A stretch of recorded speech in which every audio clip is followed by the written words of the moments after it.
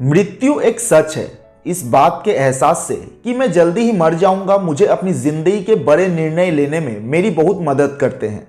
क्योंकि जब भी कभी मैं मृत्यु के बारे में सोचता हूं तो सारी एक्सपेक्टेशन, सारा प्राइड, फेल होने का डर, सब कुछ गायब हो जाता है। आप हर रोज ऐसे जियो जैसे कि ये आपकी जिंदगी का आखिरी दिन हो, तो आप किसी न किसी दिन सही साबित हो जाओगे। ये विचार मेरे दिमाग में छा गया। तब से मैंने रोज शीशे के सामने अपने आप से ये सवाल किया है, अगर यह दिन मेरी जिंदगी का आखिरी दिन होता तो क्या मैं आज वो करता जो मैं आज करने वाला हूं। जब भी लगातार कोई दिनों तक जवाब नहीं में होता तो मैं समझ जाता कि कुछ बदलने की जरूरत है, कुछ नया करने की जरूरत है। यह कथन है दुनिया के महानतम एंटरप्रेन्योर स्टीव जॉब्स का। स्टीव जॉब्स के इन शब्दों में जीवन का सार है। स्टीव जॉब्स आज हमारे बीच नहीं है, लेकिन अपने इनोवेशन के जरिए वो आने वाले दशकों तक करोड़ों दिलों में राज करेंगे। जब भी कभी दुनिया के प्रभावशाली एंटरप्रेन्योर्स का नाम लिया जाएगा तो उसमें और कोई नाम हो या ना हो, एक नाम जरूर होगा, और वो नाम है स्टीव जॉब्स का, जो एप्पल कंपनी के को फाउंडर थे। इनके जीवन की कहानी भी बहुत रोचक है। यह एक ऐसी शख्सियत थी जिन्हें ना अपने पैसे से प्यार था और ना पैसा इनकी पहचान थी, बल्कि लीक से अलग हटकर सोचना और टेक्नोलॉजी को नए रूप में परिभाषित करना उनके प्रबल व्यक्तित्व की विशेषताएं थी। लेकिन स्वयं स्टीव जॉब्स के लिए उनकी जिंदगी आसान नहीं रही।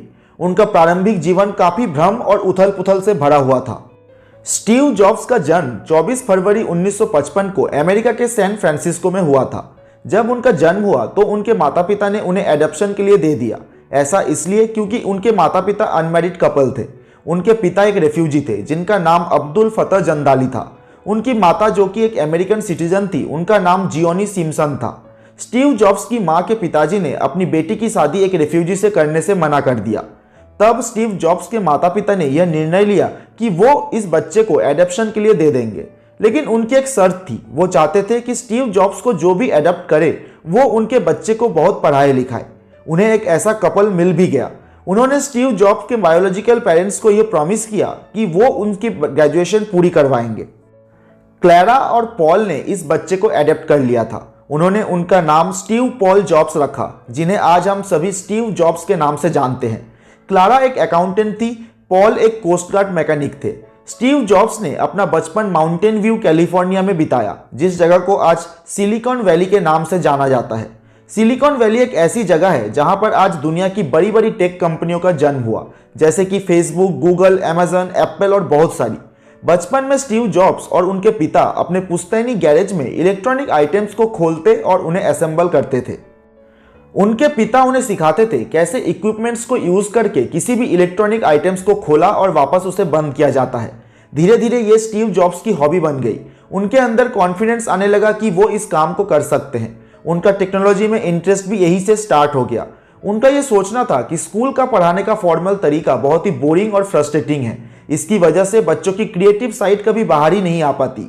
स्टीव ने अपनी हाई स्कूल की पढ़ाई पूरी करने के बाद रीड कॉलेज पोर्टलैंड में अपना एडमिशन ले लिया, लेकिन कॉलेज जाने के बाद उन्हें सही गाइडेंस नहीं मिली। उन्होंने कॉलेज को ड्रॉप कर दिया। कॉलेज ड्रॉप करने के बाद स्टीव जॉब्स ने पढ़ाई करना नहीं छोड़ा। उन्होंने 18 महीनों के लिए क्रिएटिव क्लासेस ज्वाइन कर ली। यहाँ पर उन्होंने कैलीग्राफी में अपना इंटरेस्ट बना लिया। स्टीव जॉब्स जब हाई स्कूल में थे तो उनकी मुलाकात स्टीव वोजनियाक से हुई। वोजनियाक बहुत ब्राइट स्टूडेंट थे। उन्हें इलेक्ट्रॉनिक का जीनियस कहा जाता था। 13 साल की उम्र में उन्होंने एक एडिशन सब्ट्रैक्शन की ऐसी मशीन बनाई जिसने लोकल साइंस फेयर में सबसे ज्यादा अवार्ड्स जीते। उन दिनों स्टीव जॉब्स अटारी कंपनी के लिए काम किया करते थे। यह एक गेमिंग कंपनी है जो गेम्स बनाती है। यहां काम करते हुए स्टीव जॉब्स को कंप्यूटर्स में बहुत ज्यादा इंटरेस्ट बढ़ने लगा था। स्टीव जॉब्स जब 20 साल के थे तब उनके बेस्ट फ्रेंड वोजनियाक ने एक छोटा सा कंप्यूटर बना लिया था। वोजनियाक ने यह कंप्यूटर केवल हॉबी के तौर पर बनाया था, लेकिन स्टीव जॉब्स को कंप्यूटर के अंदर एक पोटेंशियल मार्केट दिखाई पड़ी। उन्होंने वोजनियाक से कहा, क्यों ना हम इस कंप्यूटर को मार्केट में उतारे। वोजनियाक ने कहा कि मेरा तो सिर्फ कंप्यूटर में इंटरेस्ट है, इसलिए मैंने इसे बना दिया। अंततः स्टीव जॉब्स ने उन्हें कन्विंस कर लिया। फिर 20 साल के स्टीव जॉब्स और वोजनियाक ने मिलकर 1975 में अपने पिता के गैरेज में एक कंपनी की स्थापना की। इस कंपनी का नाम एप्पल रखा गया। 1975 में दुनिया का पहला पर्सनल कंप्यूटर मार्केट में लॉन्च किया गया था, जिसका नाम MIDS 8800 था। यह एक पर्सनल कंप्यूटर तो था, लेकिन इतना भी यूजर फ्रेंडली नहीं था जिसे हर कोई यूज कर सके। ठीक इसके एक साल बाद 1976 में फाइनली एप्पल ने अपना पहला कंप्यूटर मार्केट में लॉन्च किया, जिसका नाम एप्पल वन था। एप्पल वन के मार्केट में आने के बाद इसकी इतनी ज़्यादा बिक्री नहीं हुई, क्योंकि ज़्यादातर लोगों को पता ही नहीं था पर्सनल कंप्यूटर क्या होते हैं, उन्हें ऑपरेट कैसे किया जाता है। बस जिन लोगों का कंप्यूटर में इंटरेस्ट था उन्होंने ही इसे परचेज किया। लेकिन एप्पल वन की बिक्री के बाद एप्पल ने इतने पैसे जुटा लिए थे कि वो एक नए कंप्यूटर पर काम कर सके। 1977 में उन्होंने अपना दूसरा कंप्यूटर मार्केट में लॉन्च किया, जिसका नाम एप्पल टू था। एप्पल टू के आने के बाद पर्सनल कंप्यूटर की एरा पूरी तरह बदल गई। एप्पल टू दुनिया का पहला ऐसा कंप्यूटर था जिसके अंदर ग्राफिक्स और कीबोर्ड का इस्तेमाल हुआ था। इसके लॉन्च होने के बाद पूरी पर्सनल कंप्यूटर की मार्केट ही हिलकर रह गई। अपने पहले साल में इसने अपनी 30 लाख यूनिट्स बेची, फिर 2 साल के अंदर 20 करोड़ से ज़्यादा यूनिट्स बेच डाली। अपने लॉन्च होने के 3 साल के अंदर ही एप्पल जीरो से हीरो बन चुका था। पर्सनल कंप्यूटर के मार्केट में उनकी कोई टक्कर नहीं थी। एक गैरेज में 2 लोगों से शुरू हुई कंपनी 2 बिलियन लोगों तक पहुंच गई और इसमें 4000 कर्मचारी काम करने लगे। लेकिन स्टीव जॉब्स का तीसरा कंप्यूटर एप्पल 3 और कंप्यूटर लीजा मार्केट में पूरी तरह फेल हो गया। उनका 50% मार्केट शेयर IBM के पास चला गया। स्टीव जॉब्स को लगा कि यह सही टाइम है एक बम फोड़ने का। तभी उन्होंने 1984 में अपना 5वां कंप्यूटर लॉन्च किया, जिसका नाम मशीनतोस रखा गया। मशीनतोस एक गेम चेंजर साबित हुआ। यह दुनिया का पहला कंप्यूटर था जिसके अंदर ग्राफिकल यूजर इंटरफेस और माउस का इस्तेमाल हुआ था, जो कि इसे यूज करने में बहुत ही ईजी बना देता है। मशीनतोस एक होम कंप्यूटर है, लेकिन इसका प्राइस बहुत ज़्यादा होने की वजह से कंज्यूमर मार्केट में यह पूरी तरह फेल हो गया और इसका जिम्मेदार ठहराया गया स्टीव जॉब्स को। बोर्ड ऑफ डायरेक्टर्स के साथ मतभेद होने की वजह से स्टीव को उनके ही बनाए एप्पल कंपनी से निकाल दिया गया। यह स्टीव जॉब्स के लिए बहुत ही शॉकिंग था। जिस कंपनी को उन्होंने शुरू किया और इतना बड़ा बनाया, आज उसी कंपनी से उन्हें निकाल दिया गया। तब स्टीव जॉब्स ने दूसरी कंपनी लॉन्च की, जिसका नाम नेक्स्ट कंप्यूटर कॉरपोरेशन था। इस कंपनी का मुख्य उद्देश्य यह था कि वो ऐसे कंप्यूटर बनाएं जो हायर एजुकेशन और रिसर्च सेंटर में हेल्प कर सके। इसके बाद 1988 में नेक्स्ट कंप्यूटर ने अपना पहला कंप्यूटर लॉन्च किया, जिसके अंदर फास्ट प्रोसेसिंग स्पीड थी, ऑप्टिकल ड्राइव था, इसमें हायर ग्राफिक थे। लेकिन इसका प्राइस बहुत ज़्यादा होने की वजह से ये भी बुरी तरह फेल हो गया। इसके बाद स्टीव जॉब्स ने अपना ध्यान हार्डवेयर से हटाकर सॉफ्टवेयर की ओर बढ़ाया। स्टीव जॉब्स ने 1986 में जॉर्ज लुकस की कंपनी पिक्सर एनिमेशन स्टूडियो को खरीद लिया। 3 पिक्चर की डील के बाद जॉब्स ने डिसाइड किया अब वो दुनिया की सबसे पहली कंप्यूटर एनिमेटेड फिल्म बनाएंगे, जिसे बनाने में 4 साल लगे। जब यह मूवी रिलीज हुई तो उसने सारे रिकॉर्ड तोड़ दिए। इस मूवी का नाम टॉय स्टोरी था। टॉय स्टोरी एक बहुत बड़ी सक्सेस साबित हुई। यह सिर्फ स्टीव जॉब्स के लिए ही नहीं बल्कि पिक्सर एनिमेशन स्टूडियो के लिए भी। इसके बाद जॉब्स ने 1996 में पिक्सर स्टूडियो को पब्लिक कर दिया। फिर सिर्फ एक दिन के अंदर ही पिक्सर के 80% शेयर की कीमत $1 बिलियन हो गई, जिसने स्टीव जॉब्स को रातों रात बिलियनियर बना दिया। 10 साल की कड़ी मेहनत और स्ट्रगल के बाद फाइनली स्टीव जॉब्स को फिर से सक्सेस मिलने लगी। दूसरी तरफ एप्पल कंपनी ने बहुत से अलग अलग डिवाइस लॉन्च कर दिए थे, लेकिन उन्हें पब्लिक से वैसा रिस्पॉन्स नहीं मिला और एप्पल बहुत ज़्यादा घाटे में जाने लगी थी। तब एप्पल कंप्यूटर्स ने डिसाइड किया कि वो नेक्स्ट कंप्यूटर को खरीदेंगे और स्टीव जॉब्स को वापस कंपनी का CEO बनाया जाएगा। फिर एप्पल ने नेक्स्ट को $400 मिलियन में खरीद लिया। CEO बनते ही स्टीव जॉब्स ने उस समय के सारे प्रोजेक्ट्स बंद कर दिए। उन्होंने माइक्रोसॉफ्ट के साथ एक डील की। इस डील के अनुसार माइक्रोसॉफ्ट एप्पल में $150 मिलियन इन्वेस्ट करता है। इसके बाद माइक्रोसॉफ्ट सेल्स और टेक्नोलॉजी में एप्पल को हेल्प करता है। इसके 1 साल बाद स्टीव जॉब्स की गाइडेंस में एप्पल एक नई सीरीज लॉन्च करता है। एप्पल के इस सीरीज के प्रोडक्ट पूरी दुनिया को बदल देने वाले थे। सबसे पहले वो लॉन्च करते हैं iMac, जो कि एप्पल के लिए बहुत ही सक्सेसफुल प्रोडक्ट साबित होता है। इसकी बदौलत एप्पल $5.9 बिलियन का प्रॉफिट कमाती है। इसके बाद 2001 में Apple first generation iPod launch करता है, जो पहला डिजिटल ऑडियो प्लेयर होता है। इसके अंदर 1000 से भी ज़्यादा गाने इंस्टॉल किए जा सकते थे। यह प्रोडक्ट भी एप्पल के लिए सुपरहिट साबित होता है। इसकी कोई मिलियन कॉपी वर्ल्ड वाइड बिकती है।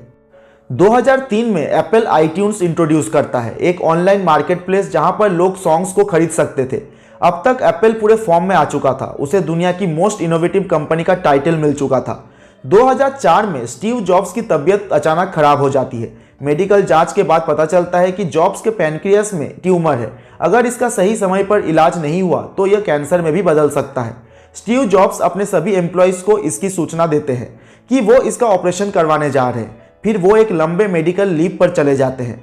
वापस आने के बाद स्टीव जॉब्स फिर पूरे फॉर्म में आ जाते हैं। फिर 2007 में दुनिया का सबसे पहला फुल फ्लेश्ड स्मार्टफोन लॉन्च करते हैं जिसका नाम आईफोन रखा जाता है। टेक्निकली देखा जाए तो आईफोन इस दुनिया का सबसे पहला फुल फ्लेश्ड स्मार्टफोन था जिसके अंदर मल्टी टच स्क्रीन थी, अलग अलग फंक्शंस के लिए अलग अलग एप्लीकेशंस थी। उन एप्लीकेशंस को डाउनलोड करने के लिए एक पर्टिकुलर ऐप स्टोर था। इसके 3 साल बाद एप्पल दुनिया का पहला टैबलेट कंप्यूटर लॉन्च करता है जिसका नाम आईपैड रखा जाता है। इसी दौरान स्टीव जॉब्स की तबीयत अचानक से फिर खराब हो जाती है। उन्हें तुरंत मेडिकल लीव के लिए जाना पड़ता है। मेडिकल जांच में पता चलता है कि उनका लीवर पूरी तरह से डैमेज हो चुका है। उन्हें जल्द से जल्द लीवर ट्रांसप्लांट की जरूरत है। काफी जद्दोजहद के बाद स्टीव जॉब्स को एक डोनर मिल जाता है। फिर उनकी लीवर ट्रांसप्लांट की सर्जरी किया जाता है। लीवर ट्रांसप्लांटेशन के 8 महीने बाद बोर्ड ऑफ डायरेक्टर्स एक अनाउंसमेंट करते हैं। कंपनी के सीईओ स्टीव जॉब्स ने अपनी पोस्ट और कंपनी से रिजाइन कर दिया है। इस बात को वो हमेशा से बोलते थे कि जिस दिन उनको लगेगा कि वो एप्पल कंप्यूटर्स की ड्यूटीज और एक्सपेक्टेशन में खड़े नहीं उतर पा रहे तो वो उस कंपनी को छोड़ने वाले पहले व्यक्ति होंगे। फिर हुआ भी ऐसा ही। अपनी खराब हेल्थ के चलते स्टीव जॉब्स को लगा यह सही समय होगा अपनी कमान किसी और के हाथ में देने का। उसके बाद कंपनी के सीईओ टिम कुक उनकी जगह संभालते हैं। अक्टूबर 2011 में कंपनी से रिजाइन करने के 2 महीने बाद 56 साल की उम्र में स्टीव जॉब्स पैनक्रिएटिक कैंसर की कॉम्प्लिकेशंस की वजह से 5 अक्टूबर 2011 को अपने घर में अंतिम सांस लेते हैं। दोस्तों, स्टीव जॉब्स की जिंदगी और उनके फैसले अपने आप में एक इंस्टीट्यूशन है जहां से हमें बहुत से प्राइसलेस सीख मिलती है। जैसे हायर एजुकेशन हमेशा सफलता की गारंटी नहीं है, यानी अगर किसी वजह से आप डिग्री नहीं भी ले पाए हैं तो भी ऐसे में आपके अंदर की प्रतिभा आपको नए मुकाम पर पहुंचा सकती है। अपने दिल की आवाज़ सुनना बहुत जरूरी है। नाकामयाबी को अंत ना समझे। अगर आपके हाथ असफलता लगी है तो इसे एक सबक समझकर इस पर अमल करें। कभी भी इसे अंत ना माने।